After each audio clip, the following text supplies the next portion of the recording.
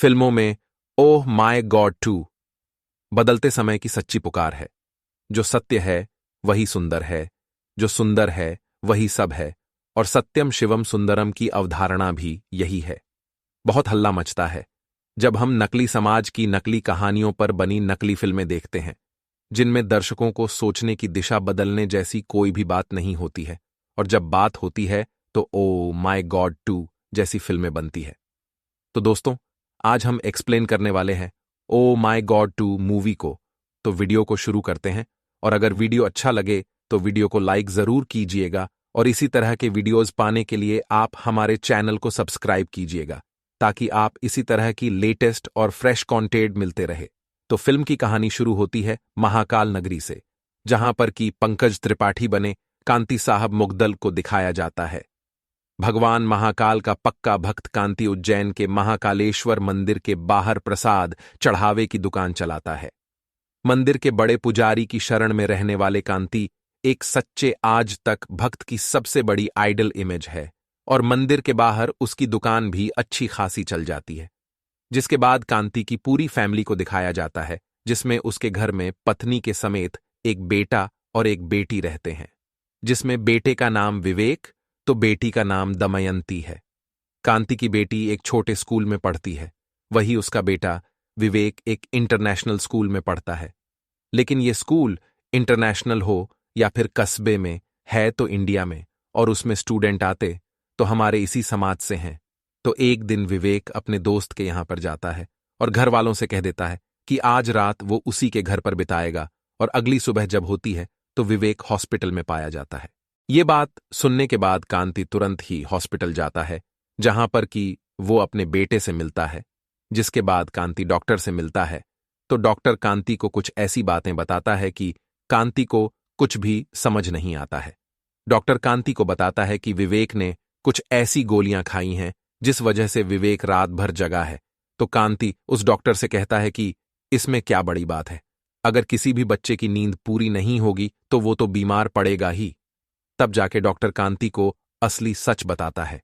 वो बताता है कि विवेक ने कुछ ऐसी गोलियों का इस्तेमाल किया है जिन गोलियों का इस्तेमाल हम सुहाग रात के समय पर करते हैं, और डॉक्टर कांति को यह भी बताता है कि विवेक ने सारी रात मास्टरबेट की।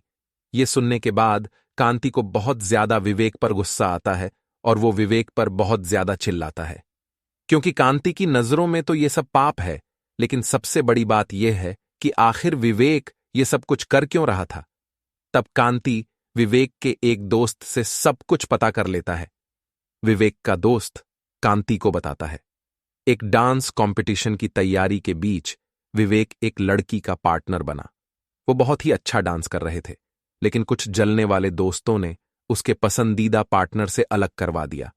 उसके दोस्तों ने उसका मजाक उड़ाया, और सबसे बड़ा मजाक ये था कि उसके लिंग के आकार को लेकर उसके मन में शंकाओं का निर्माण कर दिया। और बच्चा पूछे भी तो किस्से की सामान्य लिंग का आकार प्रकार कैसा होता है।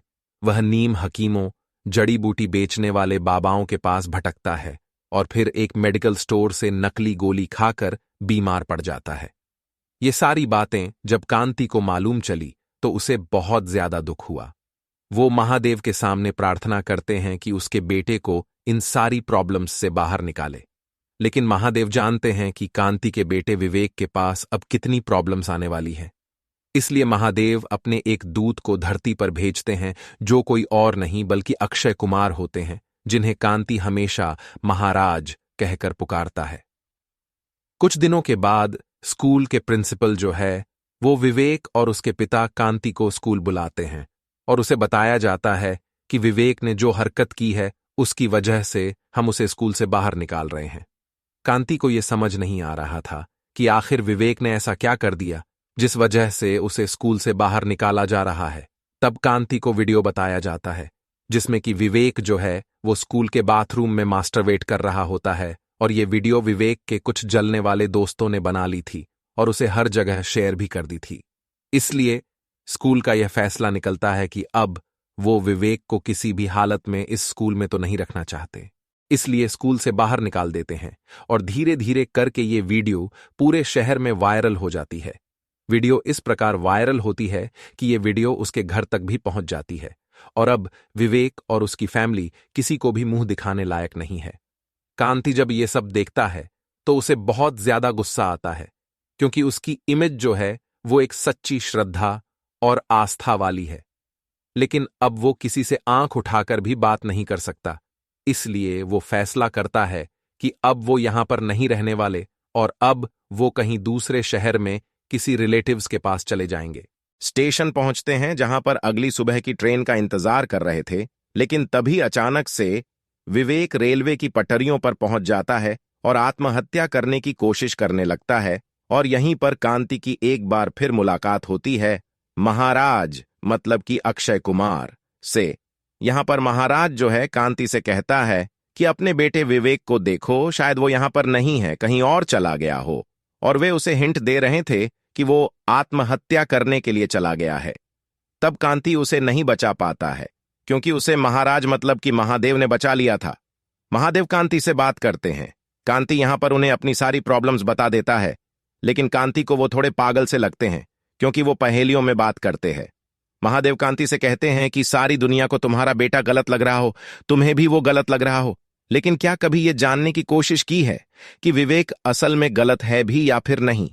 कांति को ये सारी बातें अब बहुत अच्छे से समझ आ चुकी थीं कि विवेक ने जो कुछ भी गलती की उसमें गलती उसकी नहीं थी, बल्कि हमारे स्कूल, मेडिकल स्टोर वाले और उन बाबाओं की भी है, क्योंकि अगर उसे सही तरह से ज्ञान मिल गया होता तो शायद आज वो इतनी बड़ी गलती नहीं करता। इसलिए वो 4 लोगों पर केस दर्ज करता है, एक तो स्कूल पर, दूसरा मेडिकल स्टोर पर, तीसरा बाबाओं पर और चौथा खुद पर, क्योंकि अगर विवेक को ठीक से ज्ञान मिल गया होता तो आज वो अज्ञानता का शिकार नहीं होता। कांति कोर्ट पहुंच जाता है। एक वकील को लेकर खुद के ऊपर ही केस करने वाले शख्स को देखकर जज भी हैरान रह जाते हैं। कांति उनसे कहता है कि मैं इन 4 लोगों पर मानहानि का केस करना चाहता हूं, क्योंकि इन 4 लोगों की लापरवाही की वजह से मेरा बेटा अज्ञानता का शिकार हुआ। मैं चाहता हूं कि ये सारे लोग मेरे बेटे से माफी मांगे और बदले में ये लोग मुझे महाकाल के लिए चढ़ावा दे। 11 रुपये, 21 रुपये और 101 रुपये, और मेरे बेटे को स्कूल में वापस दाखिला मिले। लेकिन तभी यहां पर कामिनी नाम की एक वकील की एंट्री होती है, जो कि एक बहुत ही तेज तर्रार वकील हैं। कामिनी यहां पर जज से कहती हैं कि इस केस को तुरंत ही डिसमिस कर देना चाहिए, लेकिन बात रखने का एक मौका तो मिलना चाहिए। कामिनी ये केस अपने अंदर ले लेती है और जो कांति के साथ जो वकील था वो इस केस को छोड़ देता है, क्योंकि कामिनी के सामने उसकी हार पक्की है। तो अब कांति के पास और कोई वकील नहीं था और ना ही इस केस को कोई लेना चाहेगा। तभी यहां पर कांति जज साहब से कहते हैं कि आप मुझे वही दे दीजिए जो हमेशा देते हैं, तारीख। तो जज साहब उसे अगली तारीख दे देते हैं, जिसके बाद से कांति इस केस में लग जाता है। वो इस केस को सॉल्व करने के लिए अब कुछ भी कर सकता था, इसलिए सबसे पहले तो वो इस केस को समझने की कोशिश करता है और फिर ढेर सारी पढ़ाई करता है। वो बहुत सारी बुक्स का अरेंजमेंट करता है जो कि विवेक के पास पहले से ही रखी हुई थी। वो इस केस को लेकर बहुत ज्यादा सीरियस था। वो दिन रात मेहनत करके इस केस की तैयारियां कर रहा था और सारी चीजों की रिसर्च भी कर रहा था, जिसमें कि उसकी बेटी दमयंती भी उसका साथ दे रही थी। तो अब तारीख वाले दिन कांति कोर्ट रूम पहुंच जाता है, जहां की हालत बहुत ज्यादा खराब थी, जो कि उसने पहले ही देख ली थी। तो यहां पर कांति सबसे पहले तो कोर्ट को अच्छी तरह से साफ करता है और इस केस को वो खुद हैंडल करने की गुहार लगाता है, जिस पर कि जज भी हां कह देते हैं। और सबसे पहले तो जज कांति से थैंक यू कहते हैं, क्योंकि कांति ने इस कोर्ट रूम को बहुत अच्छे से साफ किया था। यहां पर कांति ने अपने जूते चप्पल को बाहर भी उतार कर आया था। वो कहता है कि ये न्याय का मंदिर है और वो मंदिर में चप्पल पहनकर नहीं आता है, जो बातें जज साहब को बड़ी अच्छी लगी थी। लेकिन अभी तक ये केस एक्सेप्ट नहीं हुआ था और उसी के बारे में यहां पर चर्चा हो रही थी। यहां पर कांति सभी को सनातन धर्म के 4 स्तंभों के बारे में बताता है, धर्म, अर्थ, मोक्ष और काम के बारे में, जिनमें कि अश्लीलता भी है। और अगर इनके बारे में लोग पढ़ना शुरू करें तो उन्हें अश्लील नहीं लगेगा। लेकिन कामिनी कहती है कि हम किसी भी टॉपिक को उठाकर स्कूल में नहीं पढ़ा सकते। हर स्कूल की क्रेडिबिलिटी होती है, जिसकी वो हद में होते हैं। तब कांति उनसे कहता है कि अगर ये सब कुछ पढ़ाया गया होता तो आज ये सब कुछ गलत लगता ही नहीं। तो बहुत सारी डिबेट के बाद यहां पर जज साहब जो है वो इस केस को रजिस्टर कर लेते हैं। तो फाइनली ये केस रजिस्टर हो चुका था, जिसके कारण कांति बहुत खुश था। हालांकि ये केस अभी वो जीता नहीं था, लेकिन वो इतना खुश था जैसे कि वो केस जीत गया हो। लेकिन ये तो बस शुरुआत है, क्योंकि कांति को ज्यादा नॉलेज है नहीं और आगे बहुत सारी अड़चनें हैं। तो आगे कामिनी समझ चुकी थी कि इस केस को कैसे सॉल्व करना है। वो सारी पढ़ाई करके आई थी और इसलिए वो यहां पर कोर्ट में विवेक को बुलाती है। वो उसे कटघरे में पेश करती है और उससे सवाल पूछती है। कामिनी यहां पर विवेक से बहुत ही उल्टे सीधे सवाल पूछती हैं, जिनके जवाब विवेक दे तो पाता है नहीं, साथ ही वो अपने सर को ऊंचा भी नहीं कर पाता है और वो कोर्ट से भाग जाता है। और जब कांति अपने घर पहुंचता है तो उसकी मुलाकात उसके घर के बाहर महादेव से होती है। महादेव कांति से कहते हैं कि वो बोलो जो कानों को अच्छा लगे, वो बोलो जो समाज को अच्छा लगे। कांति उनसे कहता है कि आपकी ये सारी बातें किसी को समझ में आती भी है या फिर नहीं, जिस पर कि महादेव उससे कहते हैं कि मुझे जिसको जो समझाना होता है वो समझ जाता है। कुछ देर बाद यहां पर कांति को समझ आता है कि आखिर महाराज क्या बोल रहे थे। उनकी बातों पर गौर करने के बाद अगले दिन वो फिर से कोर्ट में पेश होता है और सबके सामने एक सॉलिड स्पीच देता है। कांति को मालूम है कि आगे कामिनी जो है वो उसकी बेटी और उसकी बीवी को भी कटघरे में पेश करने वाली है। इसलिए कांति अपना होमवर्क पहले से ही करके आया था, क्योंकि जो सवाल कामिनी उसकी बीवी और उसकी बेटी से कर रही थीं, उनका जवाब जो है वो उसकी बेटी और बीवी बहुत ही ओपन माइंडेड होकर दे रहे थे। तो ये देखकर कामिनी भी बहुत अच्छे से समझ गई थी कि कांति अपना होमवर्क पहले से ही करके आया है। अब आगे कामिनी जो है वो एक औरत को कटघरे में पेश करती है, और वो औरत दरअसल में एक प्रोस्टिट्यूट होती है। और यहां पर कामिनी सभी को बताती है कि इनका बच्चा भी इसी स्कूल में पढ़ता है और स्कूल उसे अलाउ भी करता है। स्कूल के बाहर आप जो भी करें, लेकिन स्कूल में आपको हद में रहना होगा। अगर ये स्कूल ने अपने स्टूडेंट को लेकर, डिसिप्लिन को लेकर एक एक्शन लिया है, तो इसमें क्या बुरी बात है। यहां पर कांति की बोलती बंद हो जाती है और फिर अगले दिन उनकी मुलाकात होती है महाराज से। यहां पर महाराज उसे पहेली में एक बात बताते हैं कि सवाल नहीं करोगे तो जवाब कहां से मिलेगा। सवाल के अंदर ही सवाल है, सवाल के बाद फिर जवाब है, जवाब के बाद फिर सवाल है, सारा सवाल जवाब मैं ही होता है। कांति बहुत अच्छे से समझ गया था कि उसे यहां पर बहुत सारे सवाल जवाब करने हैं, तो प्रोस्टिट्यूट को वापस बुलाता है और उसे सवाल करना शुरू करता है। वो उससे कुछ पोजीशन के बारे में बता रहा था। यहां पर वो औरत भी उसे जवाब दे रही थी। कांति उनसे कहता है कि वो तो अपनी भूख मिटाकर चले जाते हैं, क्या तुम्हें अच्छा लगता है।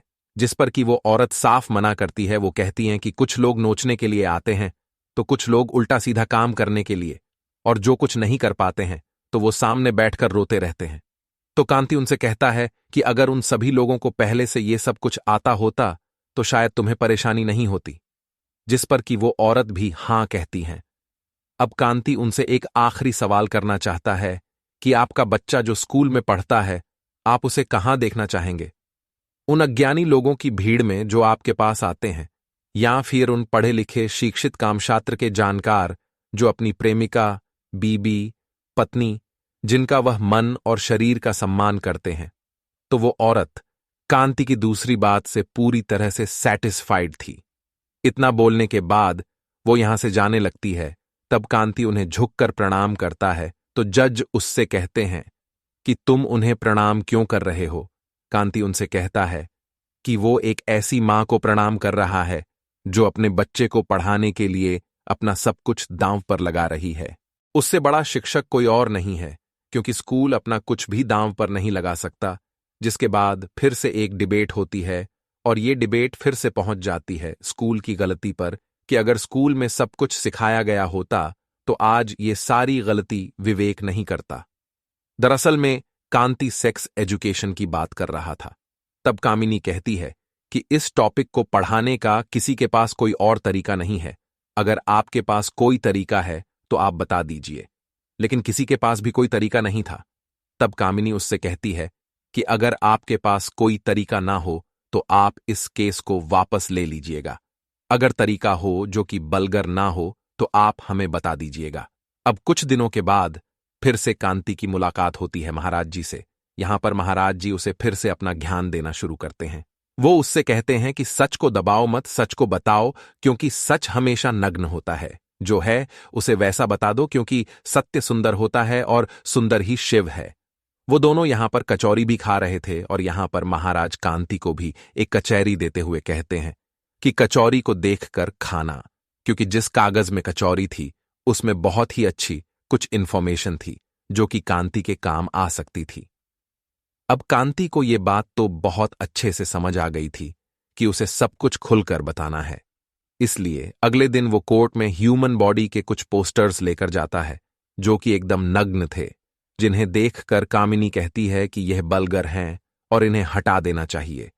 लेकिन कांति उनसे कहता है कि ये सारे पोस्टर्स स्कूल और प्रयोगशाला में पाए जाते हैं और सारे शिक्षक इन्हीं पोस्टर के द्वारा ह्यूमन बॉडी के पार्ट्स को पढ़ाते हैं। तो फिर इन्हीं पोस्टर्स के द्वारा हम गुप्तांग के बारे में भी आराम से पढ़ा सकते हैं। कांति ये भी कहता है कि जन्म प्रमाण पत्र से लेकर मृत्यु प्रमाण पत्र तक उसकी पहचान होती है लिंग, और अब उसी पहचान की बात करने में और बताने में आज हमें शर्म आ रही है। कांति यहां पर एक सॉलिड स्पीच देता है जिसके कारण यह केस कांति की तरफ झुकने लगा था। लेकिन आखिर में कामिनी पब्लिक से पूछती हैं कि आखिर किन किन लोगों को लगता है कि इस टॉपिक पर स्कूल में पढ़ाई होनी चाहिए। सिर्फ एक दो लोग ही हाथ उठा पाते हैं और जज साहब जो है अगली तारीख दे देते हैं। लेकिन इन सब का बाहर प्रभाव जो हुआ था वो बहुत ही सॉलिड हुआ था। सभी लोग चाहते थे कि स्कूल में इन सब की पढ़ाई हो और सभी लोग इस सब का नॉलेज भी चाहते थे। और अब कहीं ना कहीं स्कूल के प्रिंसिपल को भी ये लग गया था कि वो ये केस हारने वाले हैं, क्योंकि बात अब स्कूल की इज्जत पर आ गई थी। इसलिए वो कांति के साथ एक मीटिंग रखते हैं और वो कांति को 1 करोड़ रुपए का चेक देते हैं और बदले में ये मांगते हैं कि वो इस केस को वापस ले लें, जिस पर कि कांति भी उस चेक को एक्सेप्ट कर लेता है और उस पेपर पर साइन कर देता है। लेकिन उसे कहीं ना कहीं ये सब कुछ अच्छा नहीं लग रहा था। वो जब घर वापस लौट रहा था तभी अचानक से उसका एक्सीडेंट हो जाता है और वो बहुत ही ज्यादा गंभीर हालत में था। जब अगले दिन उसकी नींद खुलती है तो वो खुद को हॉस्पिटल में पाता है। जैसे उसे होश आता है तो यहां पर महादेव उसे बताते हैं कि तुम मर चुके हो। मैंने तुमसे कहा था कि सत्य सुंदर है और सुंदर ही शिव है। मुझे लगा था कि तुम मेरे इस रास्ते पर चलोगे, लेकिन तुमने दूसरा रास्ता चुना जिसका परिणाम तो मौत है। जिसके बाद महादेव अपने असली रूप में आते हैं और उसे बताते हैं कि वो महादेव है, और वो उनसे ये भी कहते हैं कि तुम्हारी मौत के कारण तुम्हारी पूरी फैमिली जो है वो मेरे सामने बैठकर रो रही है। तुमने जो कुछ भी किया उसका बहुत ही गहरा प्रभाव पड़ा है पब्लिक पर, और अब मैं तुम्हें अपनी गलती सुधारने का एक लास्ट मौका दे रहा हूं, क्योंकि आज लास्ट हेयरिंग है। जिसके बाद महादेव उसे अपनी सुपर कार में बैठा लेते हैं और यहां पर वो फुल स्पीड में उसे कोर्ट ले जाते हैं। आखिर में महादेव उसे आशीर्वाद देते हैं और कहते हैं महादेव अपने भक्तों के साथ हमेशा रहते हैं। तो लास्ट हेयरिंग के दिन कांति अपनी लास्ट स्टेटमेंट देता है। वो कहता है कि ये कहानी 1835 में अंग्रेजों के समय शुरू हुई थी। लॉर्ड मैकाले नाम का एक आदमी यहां पर आया था और उसने गुरुकुल की पढ़ाई को खत्म करके अपनी अंग्रेजी पढ़ाई को यहां पर लाया और सारी शिक्षा पद्धति को बदल कर रख दी। उस गुरुकुल की पढ़ाई को बदल कर रख दी जहां पर कि कामशास्त्र भी पढ़ाया जाता था। ब्रिटिश एक्ट के द्वारा पढ़ाई को बदली गई थी, लेकिन आज आजादी के 75 साल हो चुके हैं, लेकिन अभी भी हम उसी पद्धति को अपनाकर उन्हीं की पढ़ाई को फॉलो कर रहे हैं। और कहाँ ये ब्रिटिश के लोगों ने गुरुकुल की पढ़ाई को अपने साथ लेकर चले गए। वहां पर उन्होंने इस पढ़ाई का नाम आधुनिक पढ़ाई रखा और ये हमसे आगे निकल गए और हम वहीं के वहीं रह गए। थोड़ी देर के बाद यहां पर विवेक भी आ जाता है और कामिनी उससे सवाल पूछने लगती है कि क्या उसने उस दिन गलत किया था, जिस पर कि विवेक उनसे कहता है कि उसने जो कुछ भी किया वो गलत नहीं किया, उसने जिस जगह पर किया वो गलत था। तब वो स्कूल से माफी मांगता है और एक बार फिर से इस स्कूल में एडमिशन की गुजारिश करता है। तो कामिनी उससे कहती है कि ये बहुत ही बेशर्मी वाली बात है कि तुमने जो कुछ गलत किया तुम उसे गलत नहीं मानते हो। लेकिन धीरे धीरे करके पूरी पब्लिक जो है वो विवेक को सपोर्ट करने लगती है और कहती है कि विवेक ने कुछ गलत नहीं किया है, क्योंकि हम भी करते हैं और सभी करते हैं। यहां पर जितने भी लोग आए थे वो यहां पर कांति की बातों से प्रभावित होकर आए थे। तो इस तरह से कांति इस केस को जीत जाता है और जज साहब कहते हैं कि ये गलती जो है वो एजुकेशन सिस्टम की है। तो जल्द से जल्द एजुकेशन सिस्टम से गुजारिश है कि वो सिलेबस में इस टॉपिक को ऐड करें और जिन 4 लोगों ने गलती की है वो 11 रुपए, 21 रुपए, 51 रुपए और 101 रुपए कॉम्पेंसेशन के रूप में दें, ताकि कांति महाकाल को चढ़ावा चढ़ा सकें। विवेक को भी वापस स्कूल में एडमिशन मिल चुका था। आखिर में कामिनी कहती है कि आप इस केस को क्यों जीते। मैं बताती हूं, आप परिवार के लिए लड़ रहे थे और मैं व्यापार के लिए। आखिर में कामिनी कांति से माफी भी मांगती है। तो दोस्तों, आमतौर पर सीक्वल अपने पहले भाग की छाया से उबर नहीं पाती, मगर यहां लेखक निर्देशक एक फ्रेश अप्रोच के साथ नजर आता है। 11 अगस्त को रिलीज हुई इस फिल्म में निर्देशक सेक्स जैसे बर्चित विषय को बिना बलगर हुए समझदारी और तार्किक रूप से हैंडल करते हैं और उसमें कॉमेडी का मजेदार तड़का भी लगाते हैं। एक कोर्ट है, एक पिता है, एक स्कूल है और हमारे एजुकेशन सिस्टम है, और उस सिस्टम पर एक सवाल है। उसी सवाल पर पूरा बवाल है। इस फिल्म का थिएटर में लग जाना ही एक चमत्कार है। रिलीज से पहले जितने पंगे इस फिल्म के साथ हुए ये थिएटर में लगी है, वो उसकी सबसे बड़ी जीत है। लेकिन इसको देखने के बाद मैं सेंसर बोर्ड के एक्स्ट्रा एफर्ट को समझ सकता हूं जो उन्होंने इस फिल्म को सर्टिफिकेट देने में लगाया है। आदिपुरुष के बाद जो डर उनको था और जिन टॉपिक पर यह फिल्म बात करती है, थोड़ी भी लापरवाही फिल्म को डुबा सकती थी। तो पहले सेंसर बोर्ड के साथ लड़ाई लड़कर यह फिल्म थिएटर में आती है। इसके बाद थिएटर में फिल्म कांति सदन मुदगल के रूप में समाज के सामने अपना केस लड़ती है। फिल्म सेक्स एजुकेशन पर बात करती है। फिल्म में इस बात का खास ध्यान रखा गया है कि किसी की भावनाएं आहत ना हो। फिर भी कुछ ऐसे पॉइंट्स हैं जो फिल्म में अगर थोड़े बेहतर तरीके से दिखाए जाते तो ज्यादा अच्छा लगता है। सेक्स वर्कर्स से लेकर मेडिसिन बेचने वालों, स्कूल के रिप्रेजेंटेटिव, शक्तिवर्धक तेल बेचने वाले और शरीर की जरूरतों पर झोला छाप डॉक्टरों को कटघरे में खड़ा किया जाता है। फिल्म के डायलॉग जो लिखावटी बात को कहने के तरीके को दिखाते हैं, जैसे अक्षय कुमार का एक डायलॉग है कि निंदा उसी की होती है जो जिंदा होते हैं। मरने के बाद तो लोग सिर्फ तारीफ करते, मुझे जब किसी को समझाना होता है वो समझ जाता है। एक और डायलॉग है, सत्य हमेशा नग्न होता है, उसे बताने में शर्म नहीं करनी चाहिए। फिल्म के अंदर कुछ ऐसे सीन्स जरूर है जिसे देखकर समझ में आता है कि इसे अ सर्टिफिकेट क्यों मिला है, लेकिन वो वल्गर शायद बहुत लोगों को न लगे।